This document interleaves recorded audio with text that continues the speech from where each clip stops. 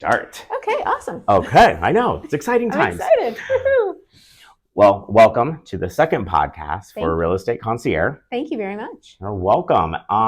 So I'm Ken Cornett, and I am Gabby Starr with Transamerica Agency Network. all right, wonderful. Well, welcome. Thank you. Thank you so much for having me. Absolutely. And this is just an informative podcast for the community and individuals working with the older adult population.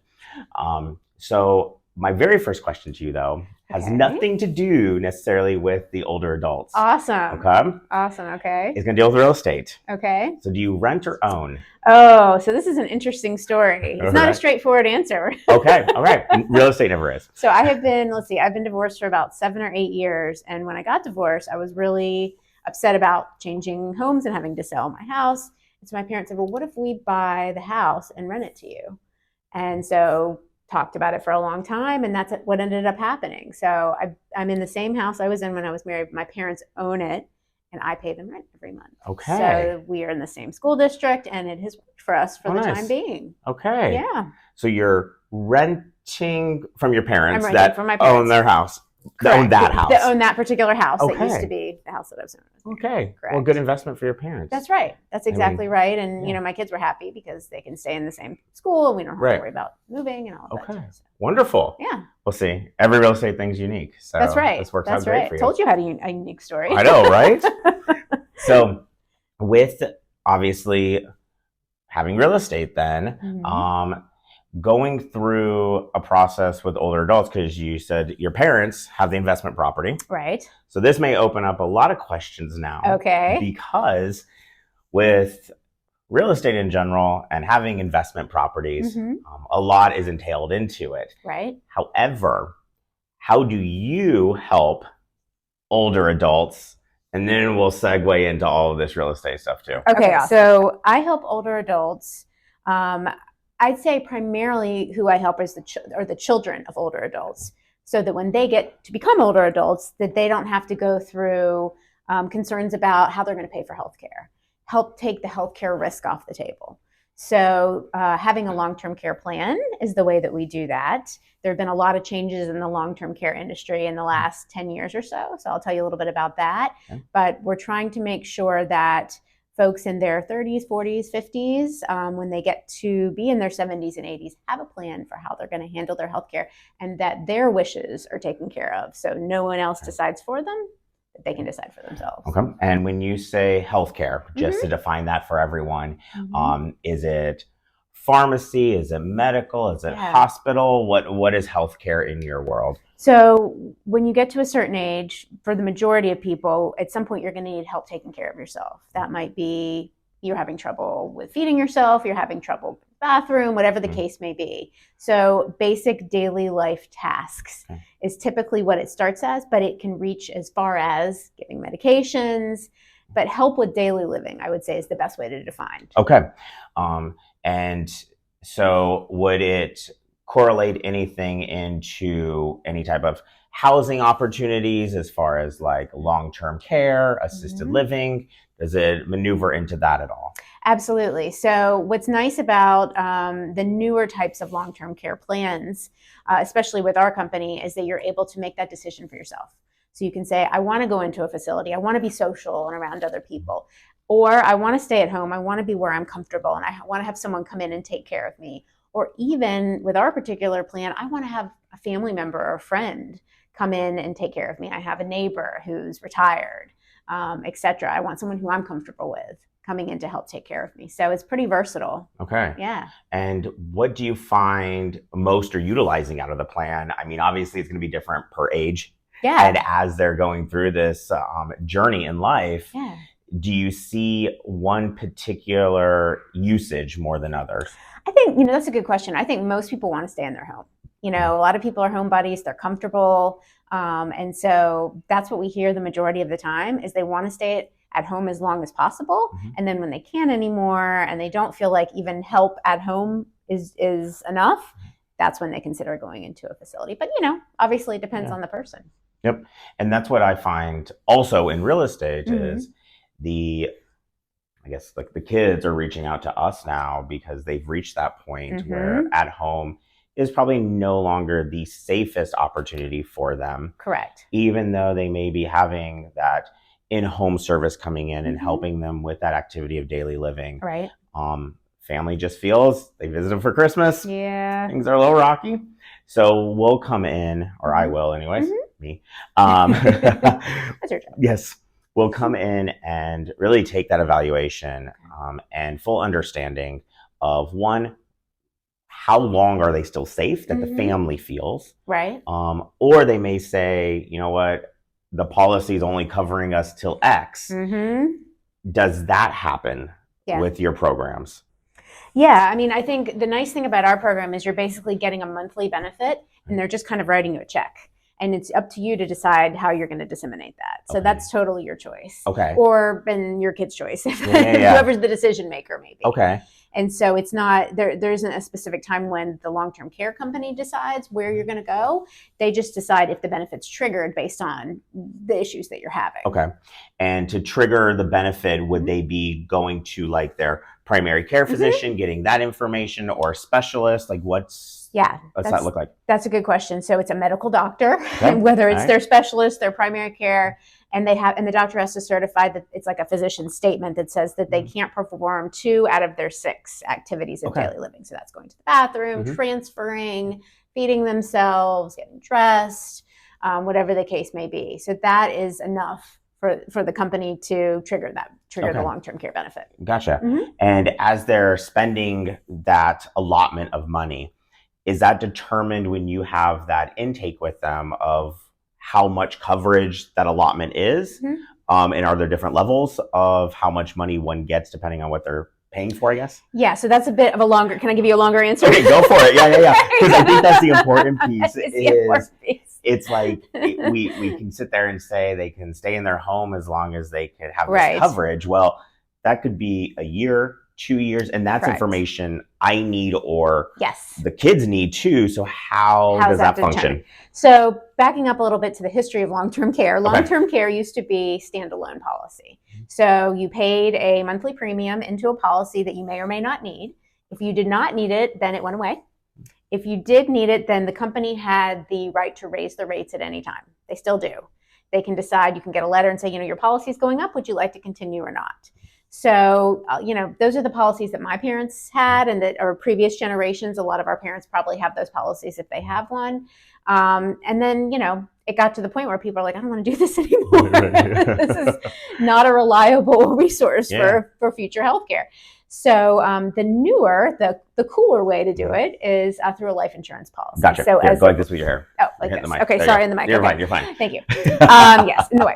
So as a rider on a life insurance policy. So the idea is you have a index universal life insurance policy, which is a permanent plan that builds cash value.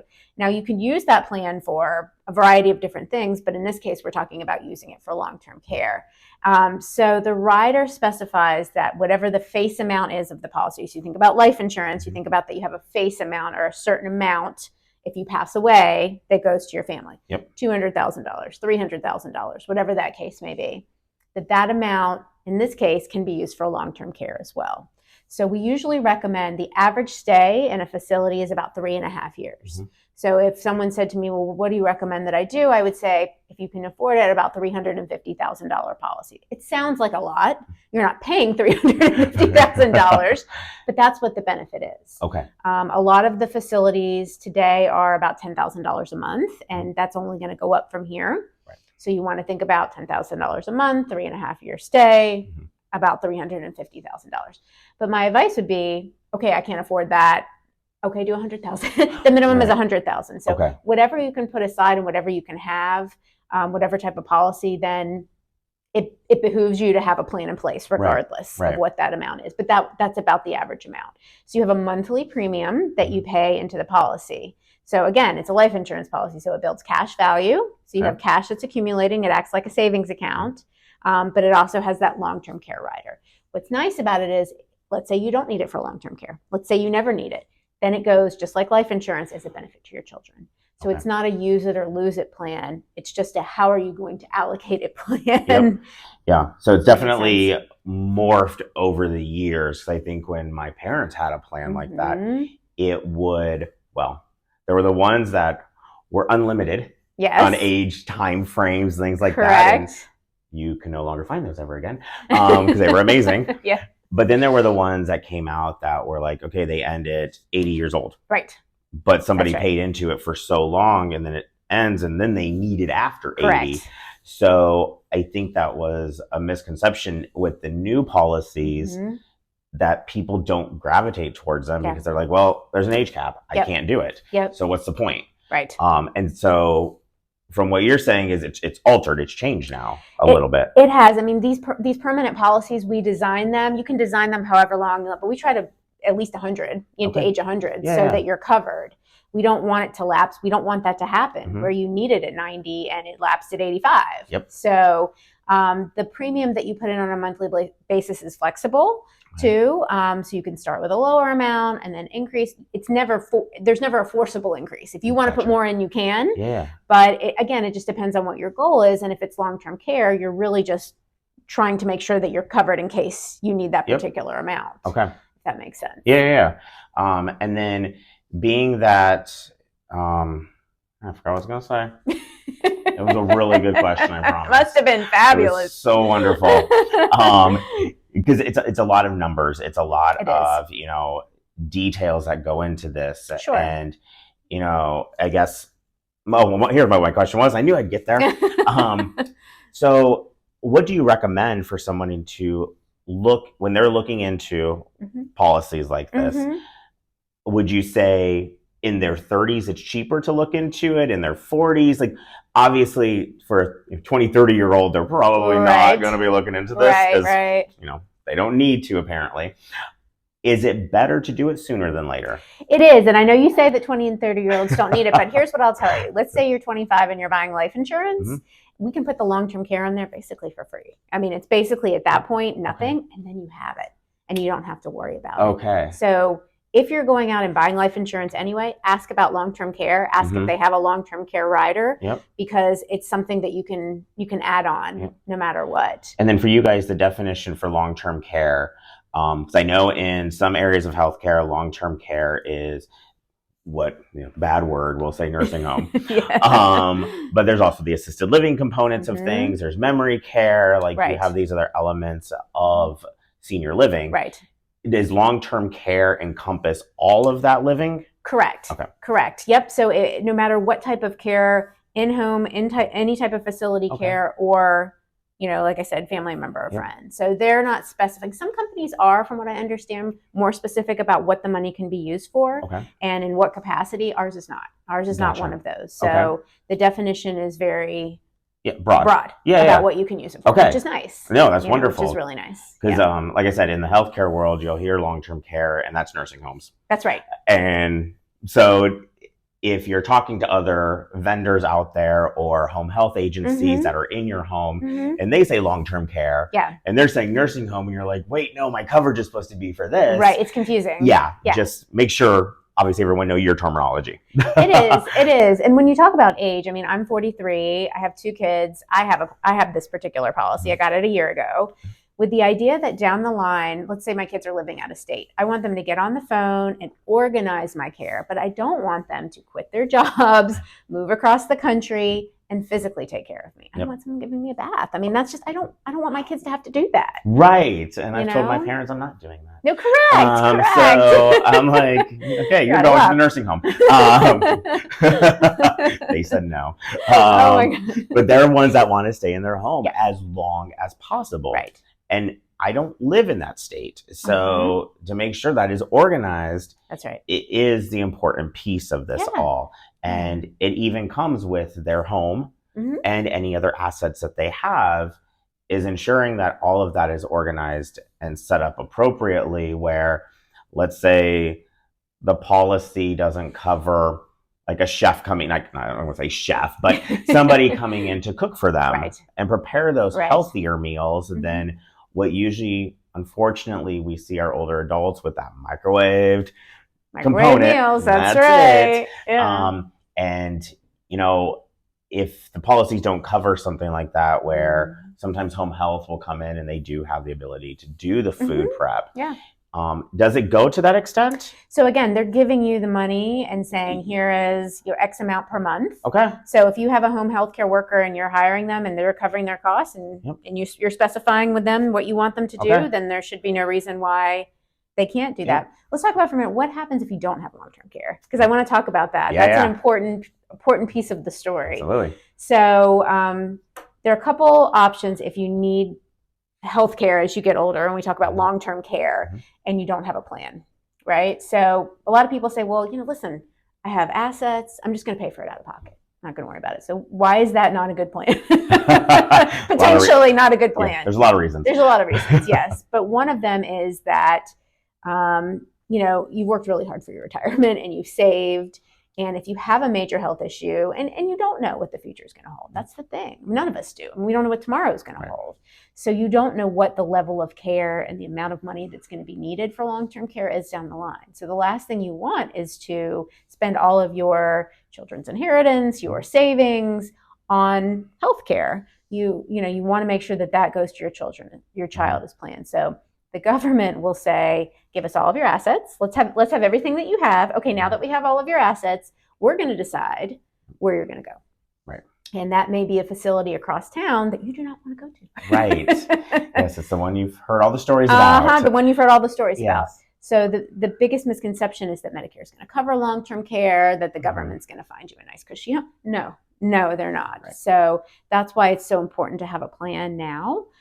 So that when the time comes that you can make the decision that you want and not what someone else wants. Right. Makes sense. And, that's, with that said, it is very important to understand that, because even from my aspect, working with somebody that has the policy that you're talking about, we can also look at that very first step, which is independent living. That's right. And they can still continue those services in independent living, like the home health or the bathing assistant. A lot of these independent living communities allow other services onto site. Yeah. And that policy, correct me if I'm wrong, would still work there because it's not long-term care per se. That's right. It's independent living. That's right. It's an active community that gives you the socialization and all of the things you would need to stay actively healthy. And when real estate kicks in, we're going to looking to extend the assets more, being that home, and getting the most we can for it to then add on top of the long-term care policy you have and say, okay, the house now, you get this much net. And this is what we're finding. Right. So now your longevity could be longer than 3 years in one of these places. Correct. Because the financials are there to support it all. And then the kids are usually happy too because of that inheritance. It doesn't hurt, is it? Right. As long as it triggers, you can't perform 2 of your. So a lot of people who go to independent living are still very independent. Yeah. So, but the point is, when you get to that point where you need it, then you're already, in the position to be able to trigger the policy. And that's the thing, is sooner than later is always ideal. As much as we all, love our homes, most of us probably grew up in our family home, so we have memories there too. But there's a point of safety versus memory and deciding what's going to be best. And that's a really hard conversation to have. Yes. But somebody has to start it. That's right. And, 2 activities of daily living really isn't a lot. I mean, transferring, that's a majority, that's a big one. I know. And then, what is it? Feeding or bathing. Unfortunately, if transferring is there, bathing might be the next one because, bending over. They go hand in hand. They do. So you may have 2 that you don't realize. That's right. That's right. So just other things to think about is it's not out of the question that you are already obtaining 2 activities of daily living. You just aren't telling anyone about it. Potentially too. Well, and the other piece of that, and I was telling you this before we were talking earlier, is that maybe something happens before you need chronic long-term care. Right. So last May, my parents were in a bad car accident on 85, and my mom ended up needing help at home for a while, not permanently, but for a while. So their first call was to the long-term care company to see, does it make sense to trigger my policy? For the time being, I can't perform 2 out of my 6 activities of daily living. So maybe it's not that you need the policy super down the line. Maybe you need it even sooner if something happens. So long-term care may mean care now. It may not necessarily mean care when you're in your 70s, 80s, and 90s. Right. You know? So you can activate it and then, let's say, graduate off of the activities of daily living. Then it stops. But the policy is still the policy. The policy is still the policy. The money's still in the pots. Correct. Okay. Correct. And if you use up all of, let's say you had a $350,000 policy and you used all of it for long-term care, there is still a $10,000 benefit for funeral expenses down the line as well, regardless if you use all of it for long-term care. Okay. So, you know, it's not, and then, or if you use a portion of it and you decide that you want the rest to go to your children as a benefit for life insurance, then you have that option as well. Gotcha. So pretty versatile in that regard. Yeah. So what do you find to be the biggest misconception with long-term care policies? Oh, that's a good question. People don't need it. That they don't need it, you know, either they have assets. I think it's 11% of people have a plan and 2/3 will need it at some point. Wow. So there's a huge gap in, I need this and I have this. And why do you think that stigma's out there? That's a really good question. I think, you know, one, I think people don't want to make it a priority. Although I've talked to a lot of people that have said, listen, I need to do this. I just haven't done it yet. I think also the use it or lose it concept of I'm not going to, I mean, personally, I didn't want to pay into something I may never need. Right. So I think that's a portion of it as well. It's hard to say. Yeah. I'd be curious to take a poll. Right. I mean, just from what I know of it from the past is, and it's still stuck in my mind, it was the use it or lose it program. And if it went active, it was so hard to get it to activate. Yes. And you're like, the doctors would give their information, you'd have to do the appeals. And it was, for some reason, they made it very difficult to use. Yes. And just like insurance, health, and, you know, like any type of insurance. Right. I think it's just the stigma out there. And that's, you know, my parents have one, but they have one of the old policies they're grandfathered into. Right. They still maintain it. So I'm like, don't lose it. You can't ever get that one ever again. That's right. But if they were to, and this was probably 15, 20 years ago. Yeah. I was looking again and every policy I found was like, it ends at 80. Yeah. No. And I'm like, well, okay, everyone's living past 80 right now. What happens after 80? Right. I just wasted all this money. That's right. That's right. So I think it's important to see the change and hear the change of what you're talking about, because it is a different light upon long-term care. Yeah. You know, you gave me information. I haven't activated it yet. I did email it to you. You did. FYI. You did. I just don't have time. That's what they all say. Right. I'm in that stigma. Don't worry. But I also know it's important. So that's very interesting that I too have delayed it. Yeah. Yeah. But you know, it's easy to do. And the other piece is, you know, I've had a lot of people saying, well, I have life insurance. I don't need life insurance. Don't look at it as life insurance. You're looking at it as long-term care. So there's the option to say, well, what do you have as far as life insurance? And can we, you know, roll that into a policy that has long-term care built into it? Because life insurance and long-term care policy are two totally different, or not? Typically, yes. But in this case, it's a rider or an addition to a permanent life insurance policy. Okay. So your health, and I did want to mention that your health and your age are what buy you the policy. So if you're talking about someone who is in their 40s but had, you know, cancer recently, has had a stroke, it's likely that they may not be eligible for this. So that's another reason why I tell people to do it. Now, you never know what your health is going to be in a week or in a month or in a year. About 5 years ago, out of the blue, I had a blood clot, like life-threatening, not a good situation, but I was perfectly healthy. And I never saw that coming. Yeah. And, you know, it's changed my mindset on our outlook on a lot of things. But one is, make sure you have your ducks in a row. Right. Because you just never know what the next week or month or year is going to bring. Exactly. And I think this probably one of the most important pieces is for everybody just have their ducks in a row. Yeah. And that's in every facet of life. It's if one suddenly passes away and you have to handle it all, or one person does, or siblings do, it tears people apart. Yeah, and that's right. The last thing you want, I am sure, nobody wants their families torn apart. That's right. Over a passing. Okay. And it's just because it's so stressful. It is. There's nothing more stressful, I don't think, than trying to put everything together so quickly. Yes. Because once stuff happens, you don't have time. That's right. It's tough. That's right. And I'm sure it goes without speaking, you must have a will. You have to have a will. And this particular policy, if it has a $250,000 benefit or more, has an online will. Will prep too. Okay. So a lot of people say that's great because I have a will, but it's antiquated, it's got out of date. I don't have one. I've been meaning to do it. Right. So that's another piece. It's really important that you have a will. Yep. Yeah. So with all that information, yes. we're going to switch gears for a second because we're almost up. Okay. So to end on a more fun note now, yes. long-term care. What is one exciting fact about you outside of being a long-term care specialist? Oh gosh, exciting fact? Something fun, something unique. Fun. Oh, I know.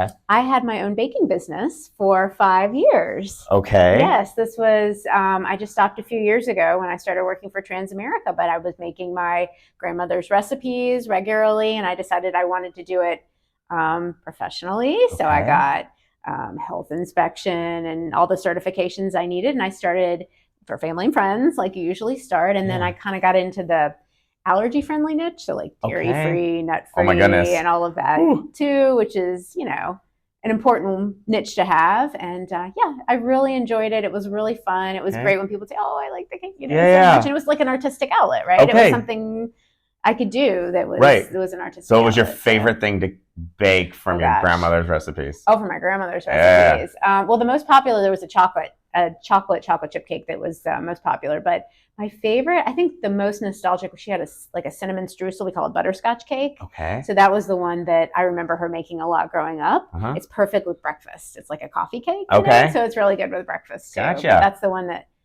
kind of triggers when I think of her. I think of that. So do you still do it? Yeah, of course. Mainly for my kids though. Every once in a while, I'll get her for friends and that type of thing. But I just kind of ran out of time with a full-time job to be able to do it professionally anymore. But it was really cool, and it was again, being an entrepreneur, figuring out how the heck do you set up an LLC? And you did it in North Carolina, right? In North Carolina. Oh, even harder. Yeah.